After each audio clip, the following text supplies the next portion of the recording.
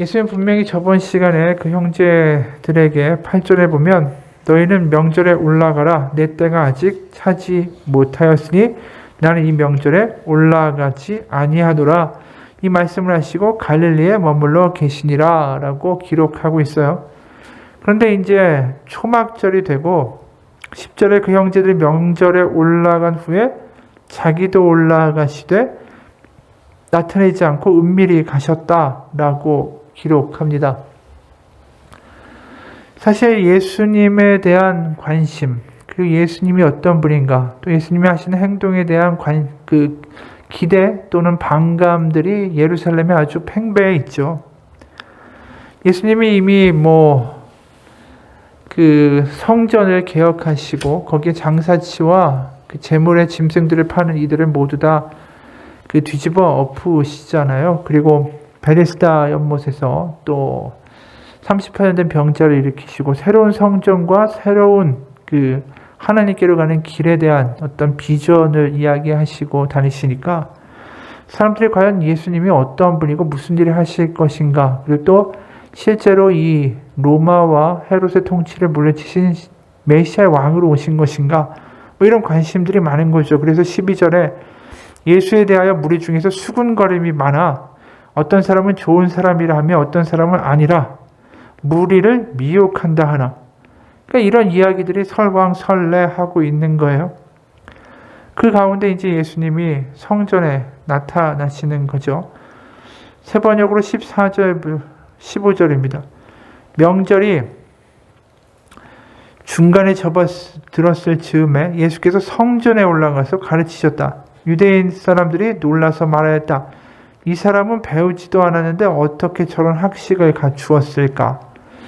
예수님이 성전에 나타나신다는 것만으로도 엄청난 이슈가 되는 거죠. 그리고 성전을 한번 뒤집어 엎으신 마당에 바리새인들과 제사장들은 어떻게든 이 예수를 잡아서 어떻게든 해코지 하려는데 혈안이 될 수밖에 없는 상황이 된 거죠.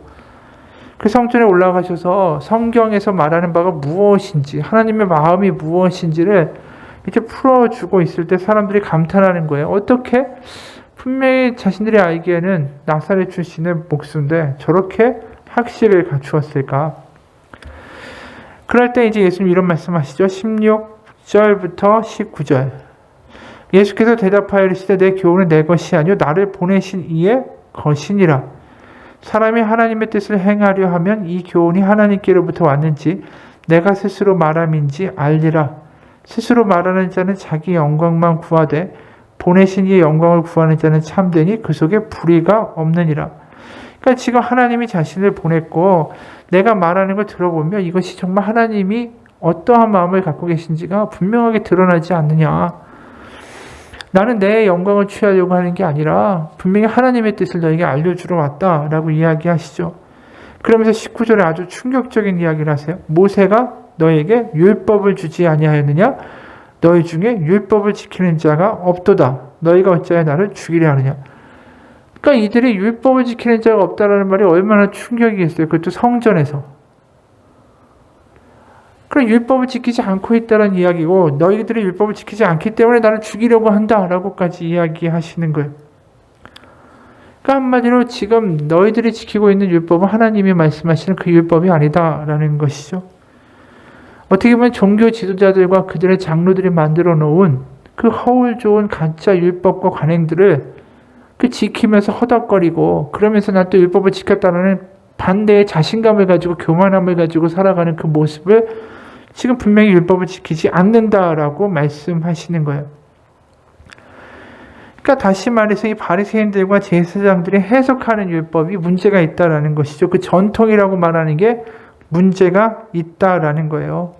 율법이 과연 무엇을 말하는지 하나님의 마음과 뜻을 아는 자가 없다라는 말이죠. 그러니까 지금 이 율법이라는 게 왜 문제가 되냐면 바리새인들과 제사장들이 자기의 편리에 따라서 자기 생각대로 해석해서 그걸 율법이라고 말하고 있는 거예요. 그러니까 이건 정확하게 말하면 율법이 아니라 율법의 해석에 문제가 있다는 거죠. 율법의 해석 자체가 지금 이 굉장히 문제가 생긴 거예요. 예를 들어 마태복음 12장 10절에 보면 이런 말씀이 있어요. 마태복음 12장 10절 그런데 거기에 한쪽 손이 오그라든 사람이 있었다. 사람들은 예수를 고발하려고 안식일에 병을 고쳐도 괜찮습니까? 라고 예수께 물었다. 예수께서 그들에게 말씀하셨다. 너희 가운데 어떤 사람에게 양 한 마리가 있다고 하자. 그것이 안식일에 구덩이에 빠지면 그것을 잡아 끌어올리지 않을 사람이 어디에 있겠느냐? 사람이 양보다 훨씬 얼마나 더 귀하냐? 그러므로 안식일에 좋은 일을 하는 것은 괜찮다. 지금 예수님이 뭘 얘기하시는 거죠? 안식일에 일하면 안 된다라고 이야기하면서 예수님이 사람을 고치신 것 자체가 일인데 안식일에 했으니까 그건 안식일을 어긴 것이다. 율법을 어긴 것이다. 이렇게 말한다라는 거예요. 그런데 안식일에 자기가 키우는 양이 있어요. 그게 구덩이에 빠졌어요. 그러면 그걸 끄집어내는 것도 일이잖아요. 그런데 그것도 아무 생각 없이 아무런 꺼리낌 없이 아무런 죄라고 생각하지 않고 그 양을 구덩이에서 꺼낸다라는 것이죠. 그럼 도대체 뭐가 일이고 뭐가 일이 아니냐라는 거예요. 그러니까 이게 율법으로 작의적으로 그렇게 해석해 놓은 율법을 자신들이 지켜라 이렇게 강요하면서 살았다라는 거죠. 그러니까 너희들이 율법을 지키는 게 아니라 엉뚱하게 율법이라고 만들어 놓은 해석을 율법이라고 절대적으로 하면서 그 바리새인들과 제사장들의 말에 휘둘리고 있다라는 것이죠. 그러다 보니까 마태복음 23장 16절부터 19절까지 세 번역으로 보면 예수님이 가장 분노하시는 대상이 누구냐? 그게 드러나죠. 마태복음 23장 16절부터 19절 눈먼 인도자들아 너희에게 화가 있다. 너희는 말하기를 누구든지 성전을 두고 맹세하면 아무래도 좋으나 누구든지 성전에 금을 두고 맹세하면 지켜야 한다라고 한다. 이게 무슨 말이냐면 이 서로 맹세를 할 때 나 성전 두고 맹세해. 근데 그걸 안 지켜도 죄가 아니라는 거예요. 근데 성전에 여러 가지 금으로 만든 향로도 있고 뭐 여러 가지의 물건들이 있잖아요. 근데 그런 걸 두고 맹세하면 그건 꼭 지켜야 된다. 그거 안 지키면 그 율법을 어기는 것이다. 이게 무슨 말이 되느냐라고 예수님이 지금 말씀하시는 거예요. 17절에 또 어리석고 눈먼 자들아 어느 것이 더 중하냐? 금이냐? 그 금을 거룩하게 하는 성전이냐? 18절 또 너희는 말하기를 누구든지 제단을 두고 맹세하면 아무래도 좋으나 누구든지 그 제단 위에 놓여있는 재물을 두고 맹세하면 지켜야 한다라고 한다. 눈먼 자들아 어느 것이 더 중하냐? 재물이냐? 그 재물을 거룩하게 하는 제단이냐? 그러니까 지금 이것도 말이 안 되는 거죠. 제단 놓고 맹세하고 그거 안 지켜도 죄는 안 되지만 제단에 재물을 놓고 내가 그거 걸고 맹세하면 그건 꼭 지켜야 된다라는 거죠. 이게 어디서 유래한 거예요 도대체? 이게 무슨 근거가 있고? 그러면서 이러한 율법을 강요하고 또 나는 이런 율법을 잘 지켰다라고 자신감을 가지고 당당하게 나오는 이 바리새인들과 이 지도자들의 행동이 기가 막히신 거죠. 지금 예수님. 한마디로 자신들이 만들어 놓은 율법의 해석이 절대적이다. 이거 하나님 말씀하신 것이다. 라고 주변의 사람들에게 강요하고 산 거예요. 바로 그 바리새인들이나 종교 지도자들이 하나님을 섬긴 게 아니라 결국 자신들이 만든 하나님, 가짜 하나님을 만들어 놓고 백성들에게 섬기도록 강요하고 있었다라는 것이죠. 그러면서 이 종교 지도자들이 그런 하나님의 이름을 들먹이면서 사람들을 조종하고 자신들의 목적과 이익과 사회적 지위와 인정을 위해서 그걸 다 추구하고 살았다라는 거예요. 그러면서 남을 속이고 자기 스스로까지 기만한 거예요. 자기 스스로. 난 하나님 잘 믿어라고.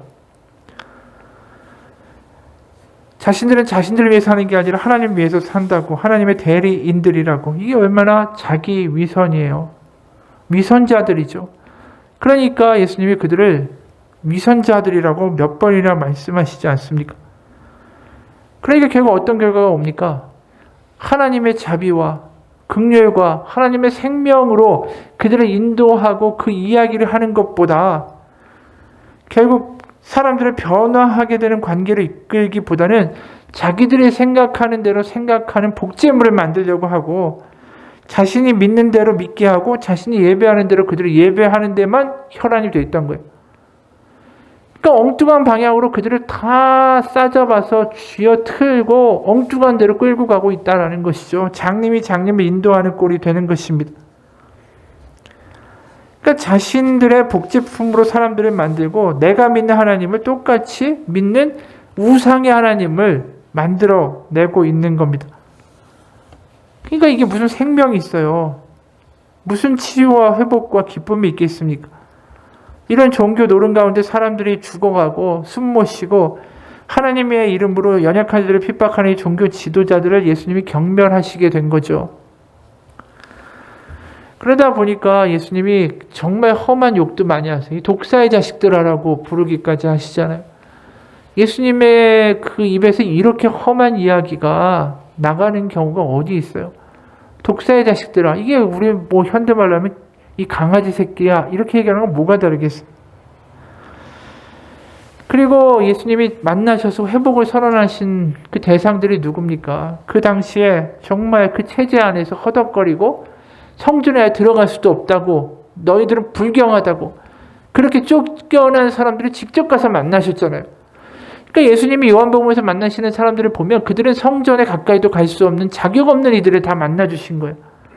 38년 된 병자들이나 사마리아 여인이나 다 이런 사람들이 예수님 앞에 나아갈 수 있는 사람들입니까? 하나님 앞에? 성전에? 그러니까 그 성전에 들어가지 못하고 예수님이 진짜 성전으로 오셔서 그들을 만나주신 거 아니에요? 그러다 보니까 19절에 모세가 너에게 율법을 주지 않았느냐? 그런데 너희 가운데 그 율법을 지키는 사람은 한 사람도 없다. 너희가 하나님을 오해하고 있다. 그리고 바른 말을 하는 나를 너희가 죽이려고 한다.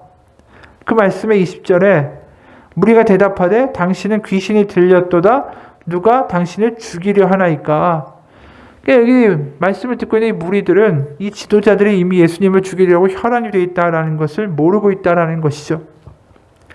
그 32절에 실제로 우리 본문 나중이에요. 7장 32절에 보면 이 이야기가 나와요.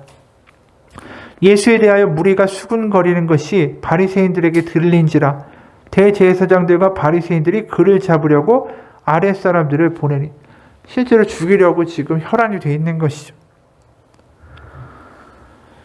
예수님이 이 지도자들의 문제 중에 가장 심각한 한 예를 드는 게 지금 안식일의 문제입니다. 그래서 오늘 본문에도 그게 나와요.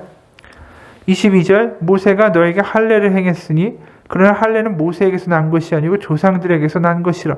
그러므로 너희가 안식일에도 사람에게 할례를 행하느니라. 23절에 모세의 율법을 범하지 아니하려고 사람이 안식일에도 할례를 받는 일이 있거든 내가 안식일에 사람의 전신을 건전하게 한 것으로 너희가 내게 노여워하느냐. 그러니까 안식일에 율법 지킨다고 할례하는데 그것도 일 아니냐라는 것이죠. 내가 사람을 고치는 게 안식일에 뭐가 문제가 되겠느냐. 진정으로 중요한 건 무엇을 지켰냐가 아니라 그 마음이다라는 거죠. 그 마음.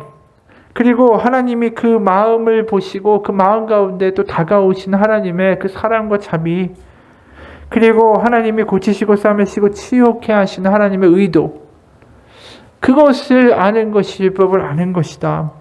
결국 초막절에 지금 예수님이 안 가겠다고 하면서 가셔서 하시는 일이 뭐예요? 하나님의 마음이 어떤가를 알려주려고 올라가신 거예요.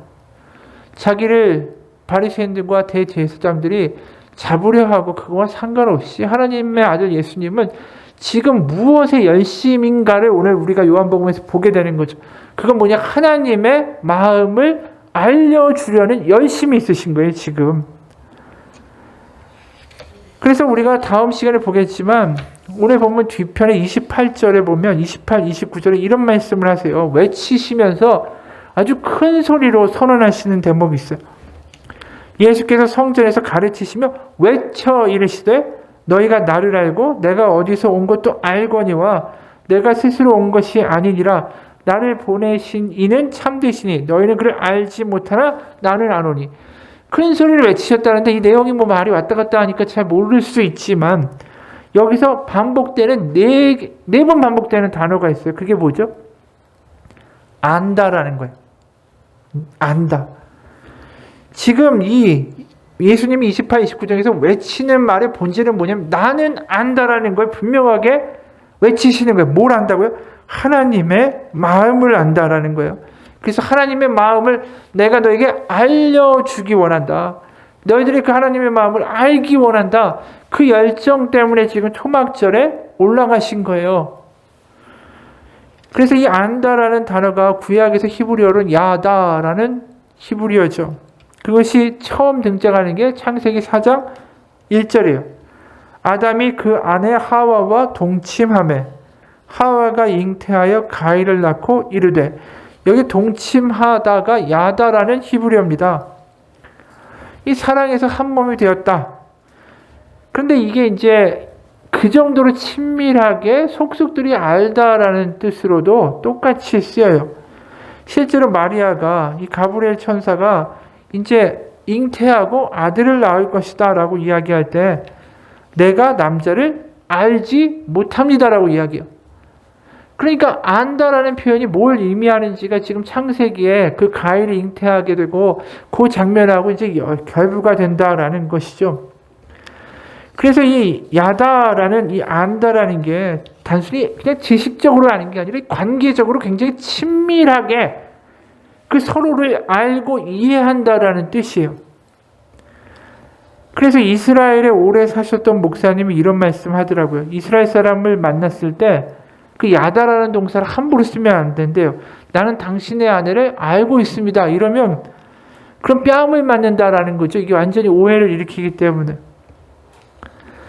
그래서 지금 예수님이 뭘 얘기하시는 거예요? 그 야다예요. 내가 하나님을 그렇게 친밀하게 알고 있고 하나님의 마음을 너무나도 절절히 알고 있기 때문에 그것을 너에게 알려주고 싶고 너들이 그것을 아는 게 하나님의 율법을 아는 것이다.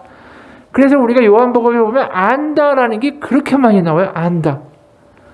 영생은 뭐라고 하냐면 하나님과 그가 보내신 이를 아는 것이 영생이라고 그랬어요. 결국 영생은 뭡니까? 하나님의 마음을 아는 것. 하나님이 무엇을 하고자 하시고 하나님이 어떤 마음으로 예수님을 보내셨고 우리를 향한 하나님의 절절한 마음이 어떠한 건지를 아는 것 자체가 영생이다라는 것이죠. 그래서 초막절에 올라오셔서 그 말씀은 바로 친밀함, 하나님이 어떤 분인지를 알게 하고 싶으신 거예요. 근데 그게 예수님에게서만 갑자기 튀어나오는 일일까요? 아니에요. 우리가 구약을 보면 그렇게 많이 나오는 말이 뭐냐면 내가 여호와인 줄 너희가 알리라 라는 말이 그렇게 많이 나와요.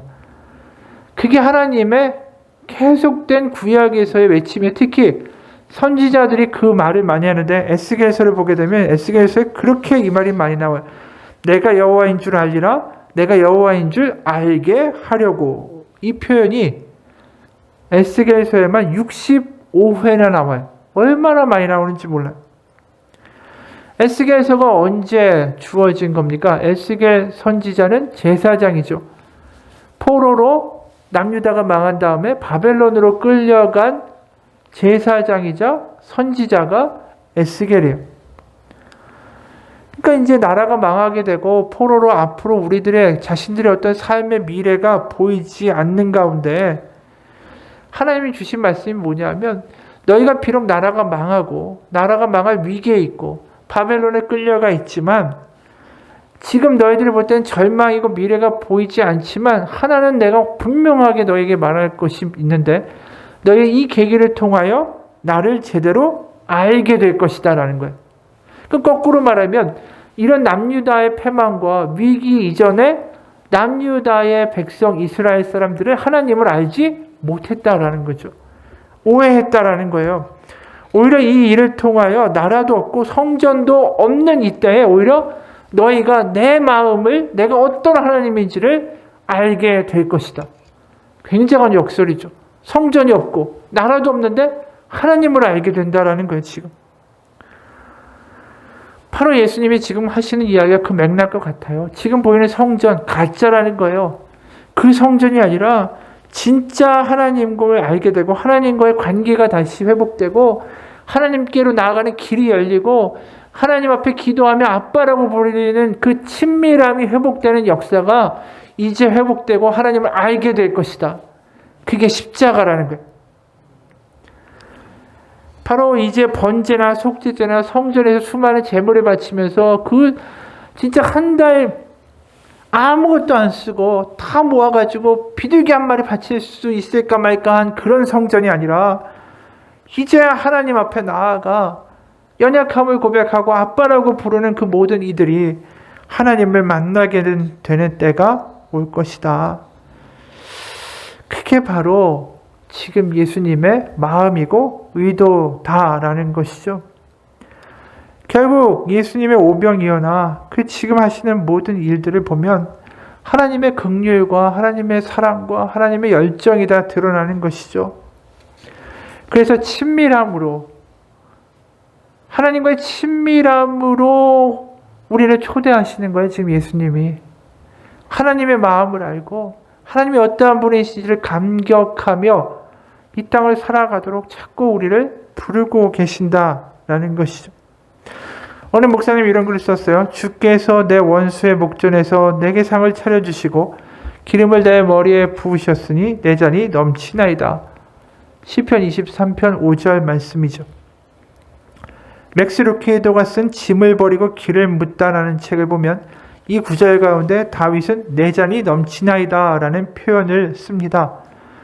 이 표현은 바로 하나님이 우리에게 주고 싶어 하시는 복이 너무나 크고 놀라운 반면에 우리는 그 복을 담아내기에는 너무나도 작은 마음의 잔을 가지고 있다는 것을 이렇게 표현한 것입니다. 그는 이 구절을 제대로 이해하려면 그 시대의 풍습을 고려해야 한다라고 설명합니다. 여기서 말하는 상을 차려주신다라고 할 때 상은 밥상을 뜻합니다. 즉 원수의 앞에서 하나님이 밥상을 차려주신다라는 뜻입니다. 고대 풍습에서는 누군가의 집에 초대를 받았는데 그 주인이 의도적으로 잔이 흘러넘치도록 풍성하게 부어주면 그것은 바로 친밀함을 표현하는 것이라고 합니다. 내 잔이 넘치나이다 라는 말의 뜻은 이런 맥락에서 이해해야 합니다. 그렇다면 시편 23편 5절의 고백은 무슨 뜻일까요? 하나님이 원수들에게 이런 메시지를 주고 계시다라는 것입니다. 봤지? 나 얘랑 너무 친해. 너 얘 건들지 마.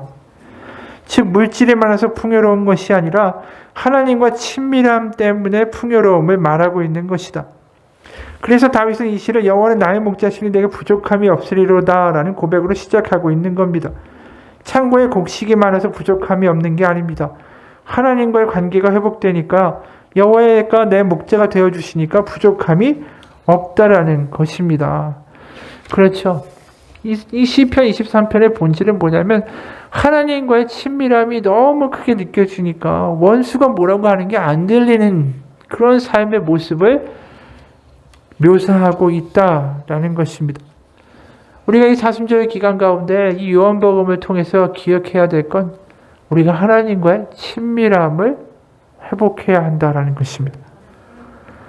우리가 가지고 있는 문제가 있습니다. 내 안에 분노도 있고요. 자기 비하도 있고 낙담도 있고 좌절도 있을 수 있고 코로나라는 환경 가운데 지치기도 할 수 있습니다. 그 문제의 모든 문제 해결책은 하나님과의 거리의 회복이에요. 하나님과의 친밀함의 회복. 하나님이 내 아빠라는 감격이 회복되는 것. 우리가 하박국이라는 남유다 말기의 선지자가 있죠. 나라가 얼마나 이 백척간대 위기에 있습니까? 바벨론, 아수르 계속해서 강대국들이 치고 들어오는데 거기에 시달리는 풍전등화와 같은 나라의 운명을 두면서 이 하박국이라는 이 선지자가 하나님 앞에서 남유다가 멸망할 것이다 라는 미래를 듣게 돼요. 그러나 그런 비극적 상황 가운데 하박국이 이렇게 선하죠. 하박국 3장 17절, 18절 우리가 아는 유명한 구절 아닙니까? 비록 무화과가 무성하지 못하며 포도나무에 열매가 없으며 감람나무에 소출이 없으며 밭에 먹을 것이 없으며 우리의 양이 없으며 외양간에 소가 없을지라도 나는 여호와로 말미암아 즐거워하며 나의 구원의 하나님으로 말미암아 기뻐하리로다. 이게 얼마나 역설적인 말이에요. 무화과도 없고 포도나무도 없고 감람나무도 없고 밭에 먹을 것이 없고 양이 없고 소가 없으면 뭘 먹고 살아요? 완전 초토화된 거잖아요. 지금 아무 근거도 없고 경제적으로 무엇을 해볼 만한 건덕지도 없는 그 가운데 이 하박국이 가지고 있는 한 가지, 나는 하나님을 즐거워하고 하나님을 기뻐한다라는 거예요. 결국 세상에 우리가 돈이 없고 먹을 것 없고 건강 없고 내가 때로는 정말 답답하고 거지 같다 할지라도 세상이 나를 무시한다 할지라도 나는 기뻐하리라 라고 말하는 거예요. 지금 왜요? 바로 하나님이 나의 하나님이기 때문에. 어떤 상황에도 그분이 나를 버리거나 거절하거나 포기하시지 않는 나의 하나님이기 때문에 내가 기뻐합니다. 라고 고백하는 겁니다. 이 하박국이라는 선지자의 이름의 뜻은 감싸 안다라는 뜻이에요. 세상의 혼돈과 부패와 어떻게 보면 패망이라는 끔찍한 세상 속에 사는 사람이다 할지라도 하나님의 사람을 하나님은 그를 감싸 안고 지키신다라는 뜻이 하박국이라는 뜻입니다. 우리의 삶에서 가장 먼저 회복해야 될 게 이겁니다. 우리는 항상 그 앞에 걸 묵상해요. 하나님, 포도나무에 열매가 없습니다. 이거에 집중하죠. 하나님, 제가 돈이 없습니다. 하나님, 제가 건강이 없습니다. 제가 뭐가 없습니다. 여기에 모든 것을 걸고 묵상하고 거기에 매달리는 게 아니라 17절이 아니라 18절에 우리가 묵상하며 나아갈 때 그 17절의 문제가 거꾸로 해결될 수 있음을 믿으시기 바랍니다. 우리가 묵상을 해야 되는 부분이 어느 것인가, 그것이 우리의 삶을 바꿀 수 있어요. 앞에 무성하지 못하고 없고가 5번, 6번 반복되는데 그걸 묵상하는 게 아니라 18절에 있는 내가 하나님을 기뻐하리로다, 내가 하나님을 즐거워하리로다. 그럴 때 우리 가정과 일터가 회복될 것입니다. 우리가 하나님 앞에 나아가면서 하나님과의 친밀함을 회복하고, 그래서 이 사순절의 기간이 하나님이 나의 아빠 되심이 믿어지고 그 가운데 기뻐하고 즐거워하며 감격하는 삶이 되기를 주님의 이름으로 축원합니다. 같이 기도하겠습니다. 하나님 아버지, 오늘 예수님 우리에게 알려주기 원하십니다. 하나님의 마음을 알려주기 원하십니다. 하나님의 마음을 아는 것, 그게 복음을 경험하는 것입니다. 고치고 치유하시고 싸매시고 회복시키시고 생명을 주기 원하시는 하나님을 우리가 경험하고 알기 원합니다. 하나님과의 친밀함이 회복되는 이 사순절의 기간이 되기 원합니다. 하박국 3장의 말씀처럼 내가 무화과가 무성치 못하고 포도나무에 열매가 없고 감람나무에 소출이 없고 밭에 먹을 것이 없고 우리의 양이 없고 외양간에 소가 없다라는 그 사실만 묵상하며 계속 거기에 매달리는 인생이 아니라 나는 여호와로 말미암아 즐거워하고 나는 구원의 하나님으로 말미암아 기뻐하리로다라는 그 말씀에 붙잡혀 살며 그 말씀이 우리 가운데 이루어지는 역사가 있게 하여 주옵소서. 하나님이 이루실 역사를 기대하며 바로 이 사순절 기간 가운데 하나님을 기뻐하며 하나님의 자녀로 아빠라고 부르며 나아가는 그 복이 얼마나 큰 것인지 다시 한번 절감하고 하나님과의 관계가 회복되는 사순절의 기간이 되게 도와 주옵소서. 예수 그리스도의 이름 받들어 기도합니다. 아멘. 우리 같이 잠깐 기도합시다.